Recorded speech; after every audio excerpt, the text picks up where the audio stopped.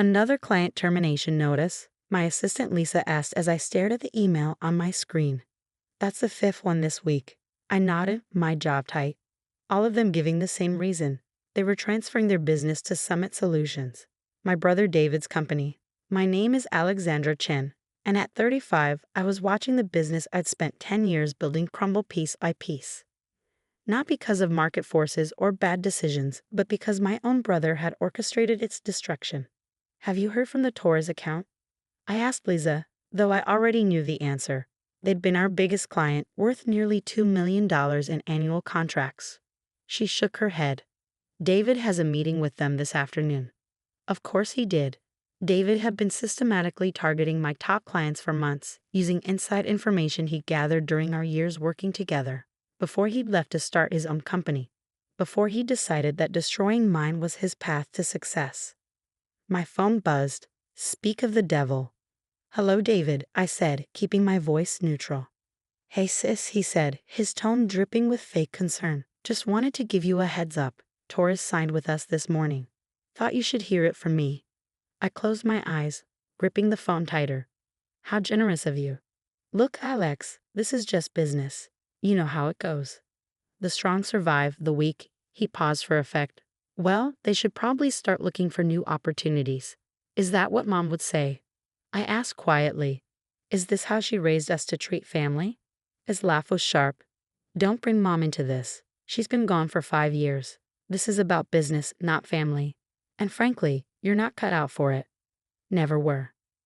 I thought about the flash drive in my desk drawer, the one containing information that could change everything. Maybe you're right, I said softly. Maybe I'm not cut out for this after all. Finally admitting it, he sounded smug. Tell you what, I'll buy your client list for 10 cents on the dollar. It's more than fair considering most of them are jumping ship anyway. I glanced at Lisa, who was watching me with concern. She knew what was in that flash drive too. Knew what David didn't. I'll think about it, I replied. Was there anything else? Yeah, actually, Mom's house. I think it's time we sold it. No point holding onto it when your company can't even afford the property taxes anymore. The house. Our childhood home, where Mom had raised us after Dad died. Where she taught us about business, ethics, the importance of family. David knew how much it meant to me. I understand, I said, my voice steady despite the anger burning in my chest. Send me the paperwork and I'll review it. After hanging up, I pulled out the flash drive and connected it to my laptop. The files inside were exactly as I remembered. Emails, financial records, client communications, all documenting David's methods for stealing my clients. What he didn't know was that I'd been gathering evidence for months.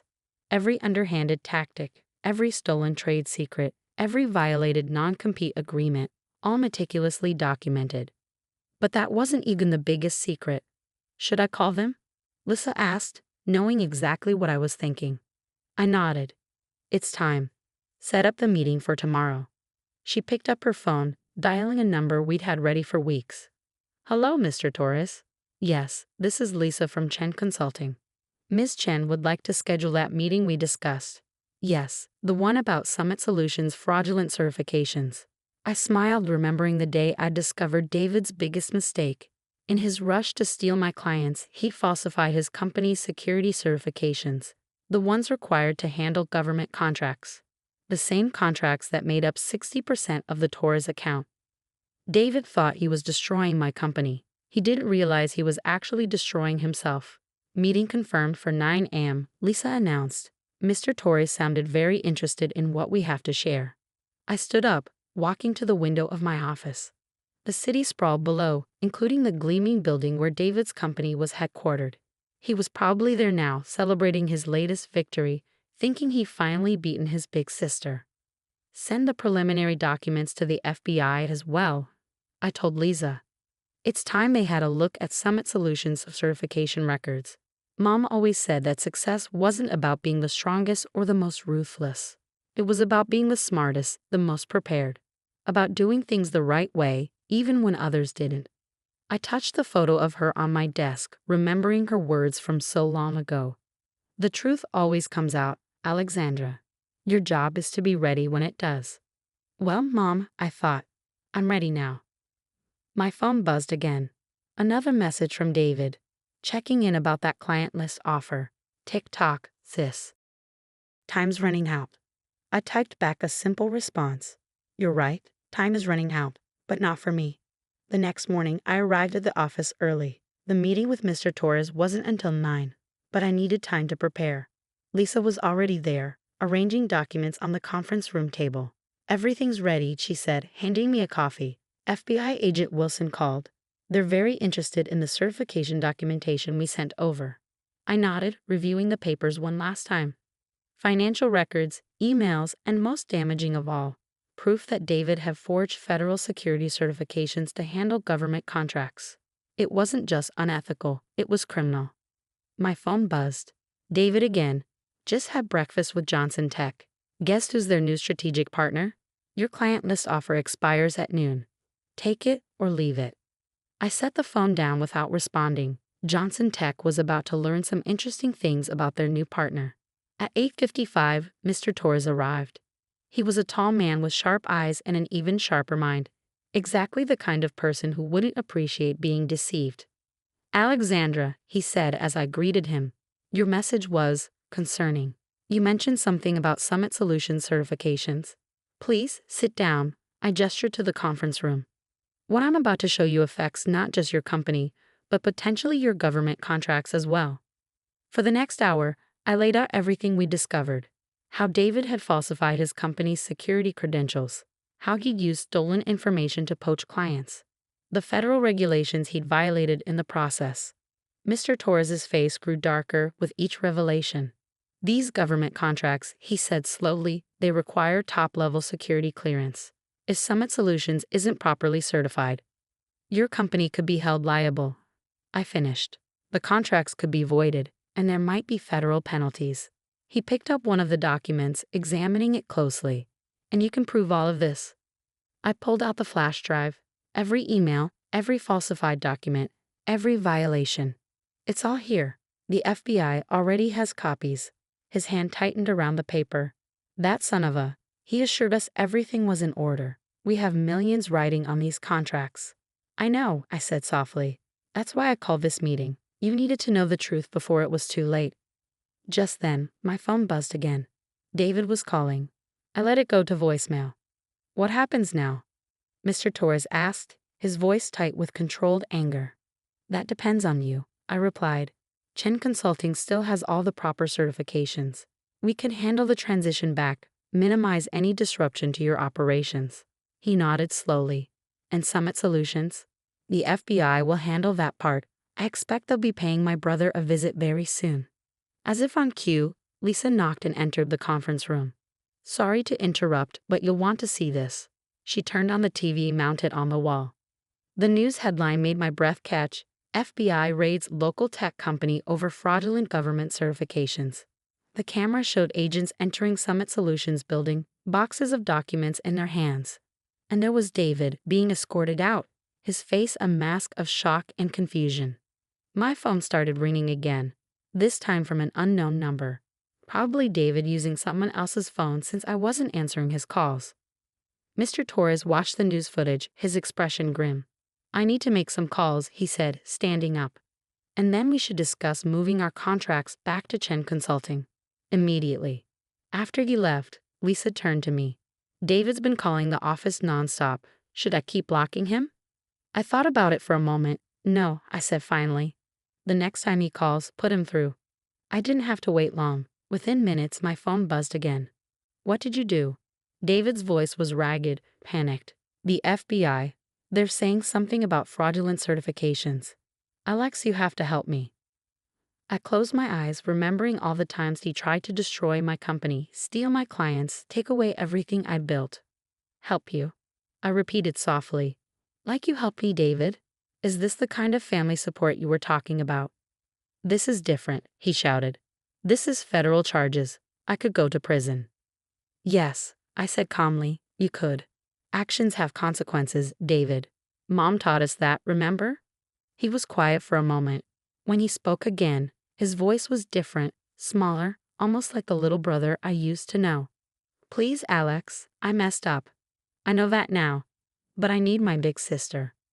I gripped the phone tighter. thinking about everything that had led us here, the choices he'd made, the lines he crossed. I'll have my lawyer contact you, I said finally. But David? This is the last time. Whatever happens next. We're done. I hung up before he could respond, feeling a weight lift from my shoulders. Through my office window, I could see more news vans arriving at Summit Solutions. The story was breaking wide open. Lisa appeared in my doorway. Johnson Tech is on line 1. They want to discuss moving their business back to us. I nodded, picking up the phone.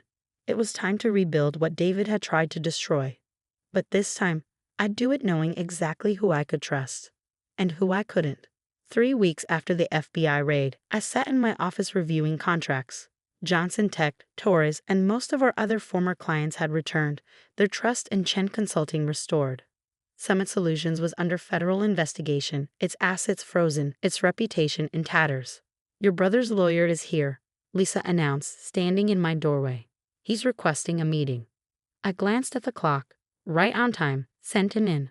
Richard Bennett, one of the city's top criminal defense attorneys, entered my office carrying a thick folder. His expression was grim. Ms. Chen, he began, taking a seat. I'll be direct. The evidence against your brother is overwhelming. He's looking at serious federal charges. Fraud, falsifying documents, violating government contracts. The prosecutors are talking about 15 to 20 years. I kept my face neutral. And why are you telling me this? He leaned forward. Because you're the key witness. Your testimony, your evidence, it's the cornerstone of their case. But you're also his sister. We're hoping you might consider not cooperating. Not cooperating? I repeated slowly. You mean lie to federal investigators? Withhold evidence? Think about your family, he pressed. Your mother. Don't. My voice was sharp. Don't you dare bring my mother into this. David didn't think about family when he was trying to destroy my company, when he was stealing my clients, when he was threatening to take our childhood home. Bennett shifted uncomfortably. He made mistakes. He knows that now. He's prepared to make full restitution to your company. With what money? I cut in.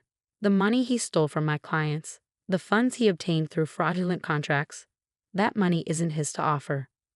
Just then, my phone buzzed. A text from David. Please help me, Alex. I'm begging you. Mom would want you to help family. I showed the message to Bennett. See this? Even now, he's trying to manipulate me, using our dead mother to avoid consequences. Ms. Chen. No, I said firmly. I'll tell you exactly what I'm going to do. I'm going to testify.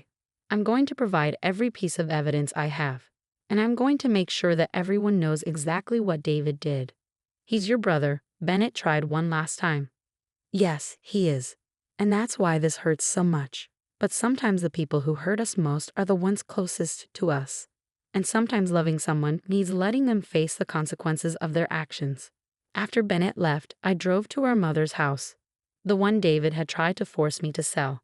The garden was overgrown, but her roses were still blooming. I sat on the porch steps, remembering all the lessons she'd taught us there. Always do what's right, she'd say. Even when it's hard, especially when it's hard.